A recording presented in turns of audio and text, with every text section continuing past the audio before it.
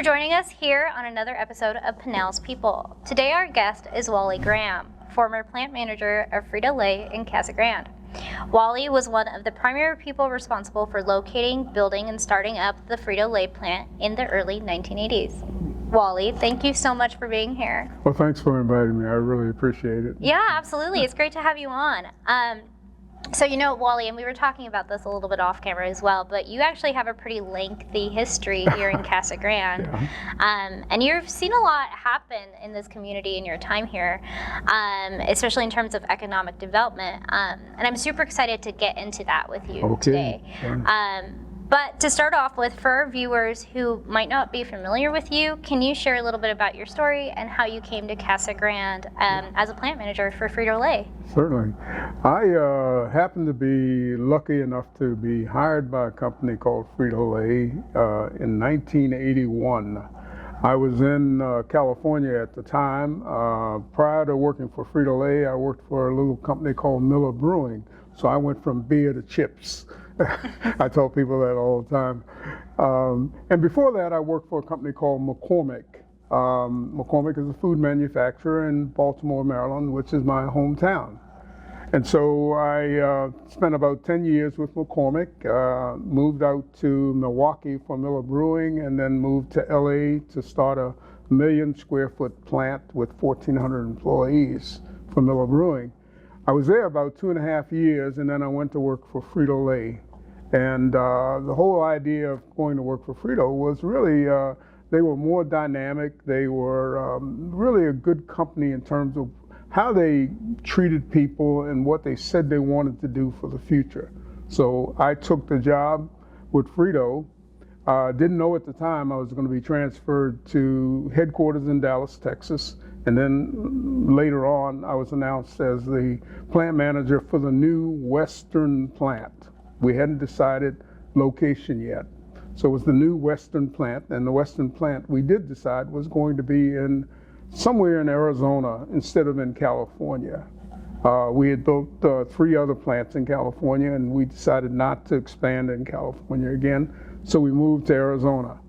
So I came out here, 1982, we started looking at land, and we looked in Tolleson, Phoenix, Flagstaff, ended up down here in Casa Grande, but we looked in several other cities before we got here. And one of the reasons, you want me to go into that? Because I can give you the reason why we accepted or selected Casa Grande. Yeah, actually, I was going to ask you about it later, but let's go ahead and get into it, because I know that there were quite a few people who were involved in sort of, at the time, recruiting. Yeah, recruiting companies, exactly. Absolutely. They included Don Kramer Sr., I think also Hugh Jin and Jimmy Kerr, and those were just a handful of the people that were involved. So yeah, I would love if you could share a little bit about that process. We ended up, the real estate people actually talked to us about Casa Grande, and we said, it's a little far away, but we'll go down there and take a look. We had really wanted to be in the Phoenix metropolitan area, so that's why we looked at Scottsdale and Goodyear and Tolleson and a couple of other places, and downtown Phoenix. But there was not a good location in Phoenix for us, and it was expensive. So we got talked into coming down to Casa Grande, and it was a good thing we did, because this turned out to be the best location for the facility we wanted to build. And one of the reasons it was located on the intersection of I-10 and Interstate 8. So we could ship our products, everything we produce, we were shipping to Utah, New Mexico, Nevada, some to Colorado, some to Texas. And so the highways really gave us a good transportation process, a transportation system.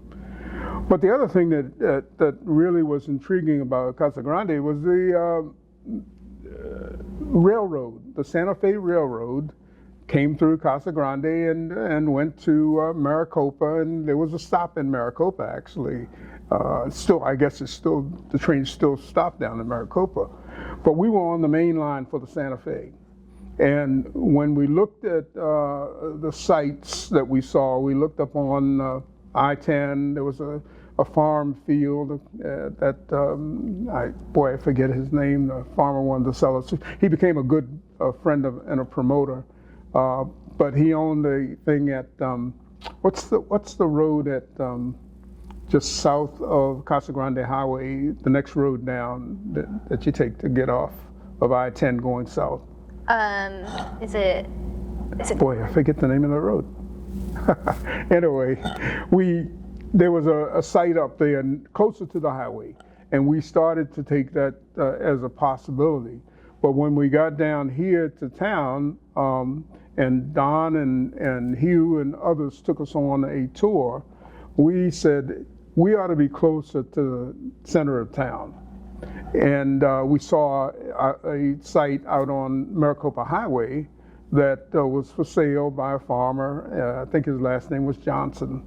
And we bought I think it was about 40 acres out there on Maricopa Highway back in 1982.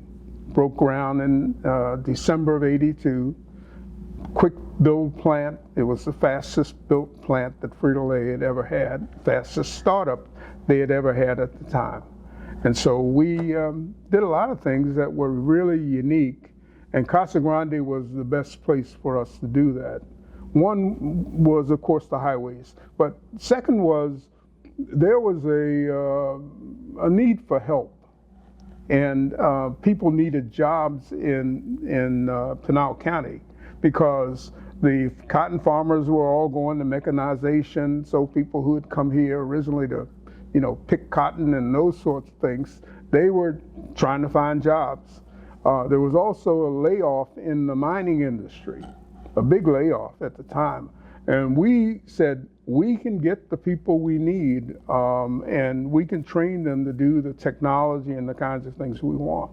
So it turned out to be people and the town of Casa Grande being on the highway location turned out to be two of the top things that got us to come here. Yeah, absolutely. I'm really glad you brought that up because I was going to ask you about the process.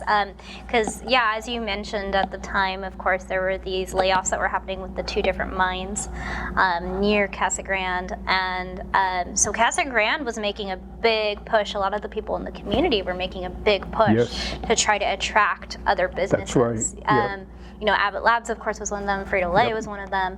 And I would love it if you could give some insight for people, especially back then. What was that process like for you guys to have, this community just sort of reach out and say, hey, come to Casa Grande and here are all the advantages. What was that like for you? Well, it was really good. It was a positive thing to happen for us because we were,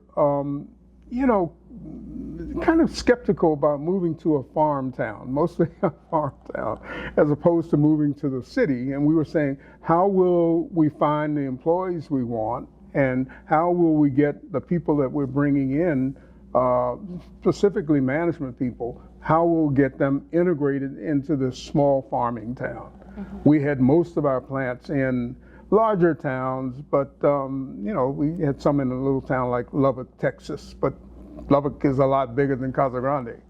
So we said, let's take a look at this. Arizona is not as expensive as California, and therefore Arizona is the place to be to make the kind of chips that we want and to make them at the cost that we wanted. So we made that change, and people in town reached out and came to meetings, and they gave the Chamber of Commerce, and I forgot the lady's name who headed up the Chamber of Commerce at that time. I've got her name and stuff in a folder because she's in one of the pictures, but there was a woman who headed up the Chamber of Commerce, and she was in the meetings with Don and Mayor Gwynn and Kate Kenyon, who was a council person at the time. Kate was in the meetings.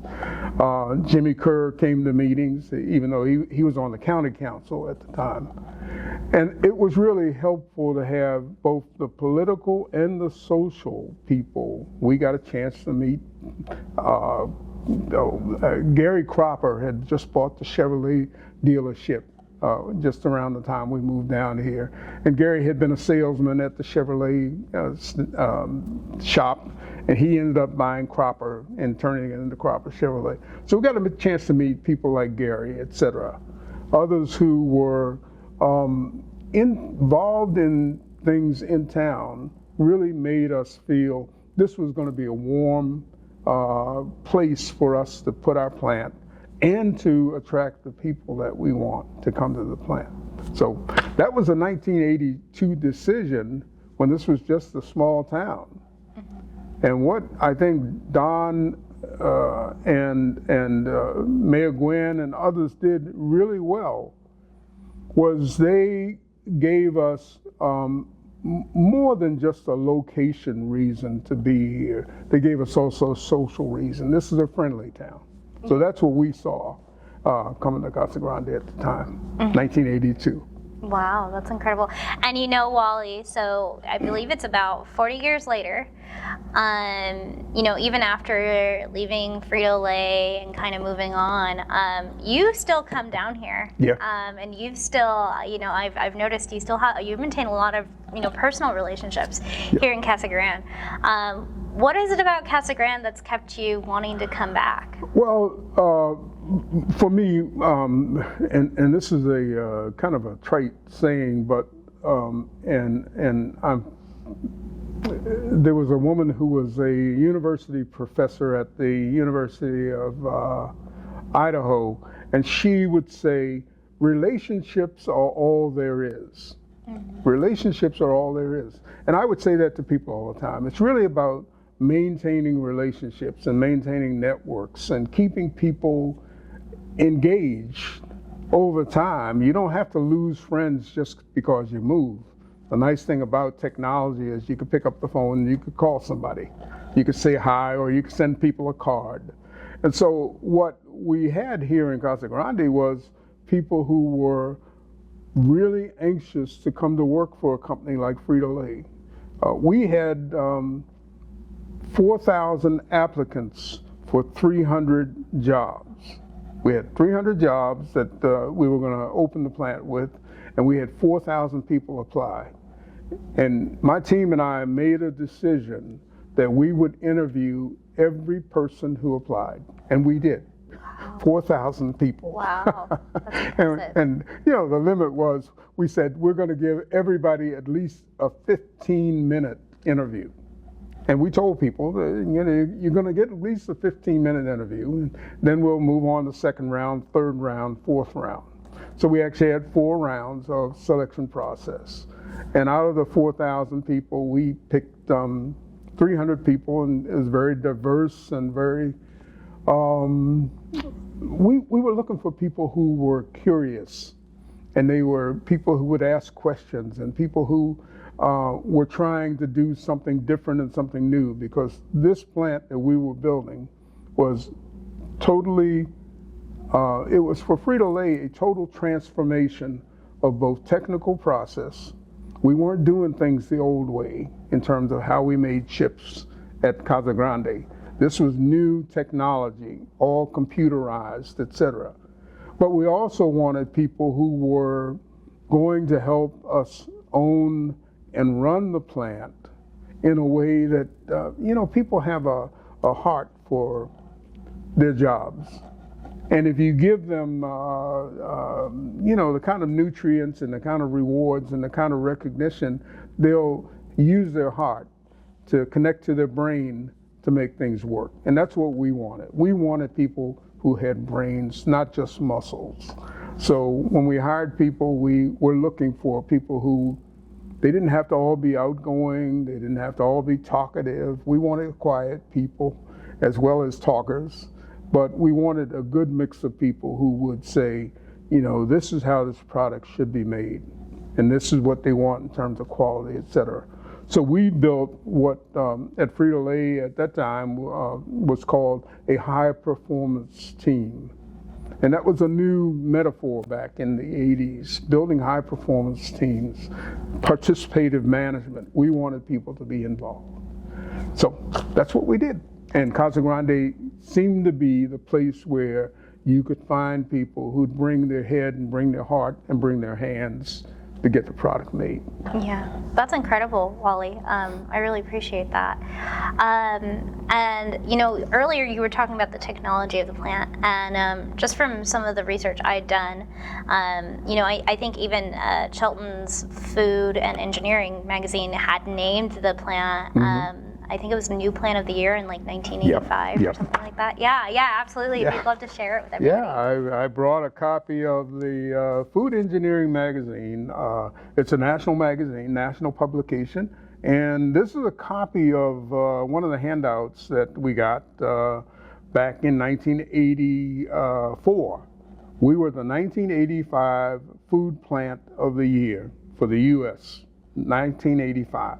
So this is a whole digest of kinds of things that happened at Frito-Lay Casa Grande. I mean, it's I won't walk you through all the pages, but it's a great way to kind of look at what we were doing. We did things like bringing in computers to run the lines, as opposed to having people just pushing buttons and start, stop, and those kind of things. We had computer monitors, so people could look at the screen and see what was going on. What's the temperature? What's the speed of chips moving through? Because we said it takes 20 minutes generally to get the chips, potato chips fried. And we didn't want them to burn, etc. But depending upon the season, the potato chips might have a large level of water or sugar in them, which meant that you'd either get slow frying or you get quick burning if they had a lot of sugar in them. So anyway, we wanted our people to become technologically advanced, and the machine and equipment and the kind of things that we did helped us to do that well by using human beings who were also curious about learning. Yeah, absolutely. And you know, so I love that you talked about the computers, because that was definitely well ahead of its time. And I know too that when it came to things like sustainability and conservation, Yes, absolutely. that plant was well ahead of its time, and as I understand, actually still remains, Absolutely. you know, very much ahead of its time. Could you speak a little bit about some of those elements? Yeah, sure. Let me talk about. I always kid with people about the fact that in 1984, when we opened the plant, we had robots, and people think, "Oh, robots! This is something brand new." Well, in the early 80s, we installed robots, robotic forklifts, to move products from our production line, the end of the production line. People would put the bags in cases and stack the bags on pallets. Then you'd have in normal plants, the old plants, you had a fork truck driver would come and take the pallet away and put it in the warehouse. Well, what we did at Frito-Lay Casa Grande was we built an automatic storage and retrieval system. And if you drive by the plant on Maricopa Highway, you'll see this red structure, 9 stories tall. It's the biggest thing around. It's that's where we stored the chips. And our role was to make sure that our customers and consumers got the freshest potato chips and corn chips, etc. So we had to make sure that we did what we call first in, first out. And what the robotic system did, the robots would take the pallets and store them, and then the elevator would put them in a row and would actually date when they were put into storage, so that we took them out first. If they went in first, we took them out first. Those kinds of technology were all new at the time. First in, first out. Did it with robots and did it with computers. That was one of the things we did. We also had, as you talked about, sustainability.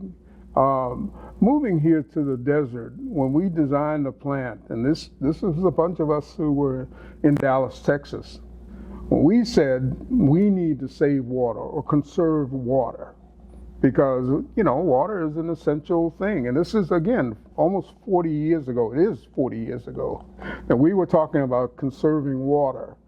We had a well, and that's where we got most of our water from.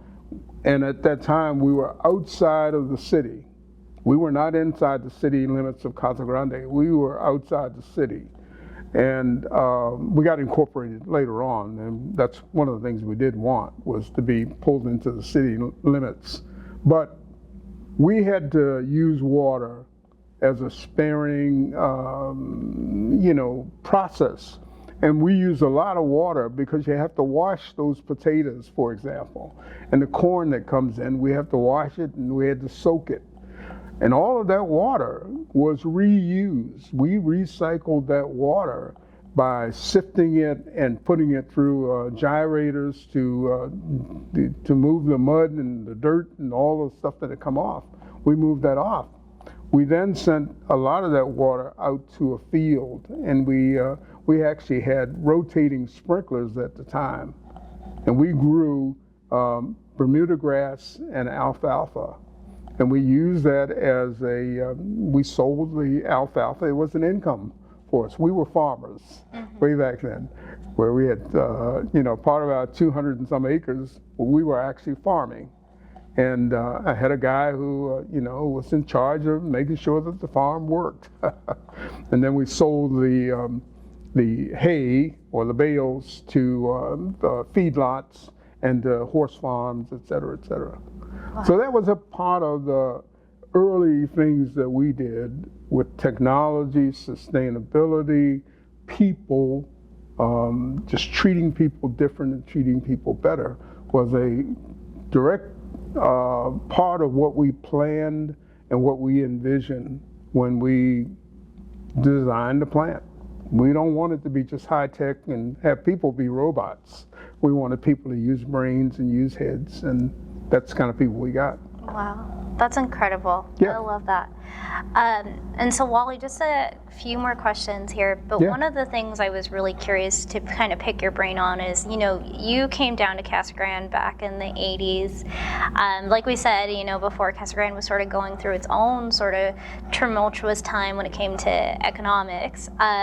But, when you look at, and you come down to visit, and you look at all the development that's happening now and all of the new things that are cropping up, like Lucid Motors and, initiatives like that, and you take a look, did you, what's it like for you to kind of have been part of economic development Good back question. then? Yeah, what's it like for you to see that now? Yeah, to me, every time I come down here, I have to make a left turn, even though I wasn't supposed to turn left, because I want to discover what's happening. I just go down roads and look, and it's been amazing to me to see the growth and the development. Now, interestingly enough, Casa Grande and Arizona went through a period of time where things kind of flattened out. Actually, we went downhill for a while because the 5 C's, cotton, cattle, cotton, cattle, copper, I forget the other 2. Anyway, I'll come up with them. We had these 5 C's, and they were the main things that businesses were built around. And what Don and others envisioned here by developing the Industrial Development Authority, which later became a part of the Casa Grande, I think the Casa Grande Commercial Authority or something like that. They envisioned bringing businesses in that would generate jobs, and those jobs would generate houses, and those houses, et cetera, would generate stores and people who went to stores. That's what they envisioned. I joined the Chamber of Commerce. I was a member of Chamber of Commerce after we opened the plant, and I had fun going to chamber meetings because people were always talking about looking forward. There were very few people who were negative. There were a couple of people who, we're too big, we're growing too fast, we're getting too busy, blah, blah, blah. But Casa Grande had a vision, and the visionary leaders were saying, let's do these things. Now, a couple of things didn't turn out as well as we thought. The wholesale center, for example, was developed along I-10. And, those stores lasted a little while. But people stopped coming down to the outlet stores. I think they were called outlet stores. They stopped coming. And because they started building outlet centers in Phoenix. So it was closer to go to the outlet store in North Phoenix as opposed to coming all the way to Casa Grande, which, nobody planned. The outlet stores that was a progressive first. Again, Casa Grande did that. We had the first outlet stores right here in Casa Grande. So for me, when I come down, I like to see what has developed, what's grown. I've looked at the parks, I've looked at the schools, how the schools have grown. It's just been amazing to me that people looked at Casa Grande as a place to develop and grow. And that's what I like to see. So. Yeah, absolutely. Alrighty, just one last question for you, sir.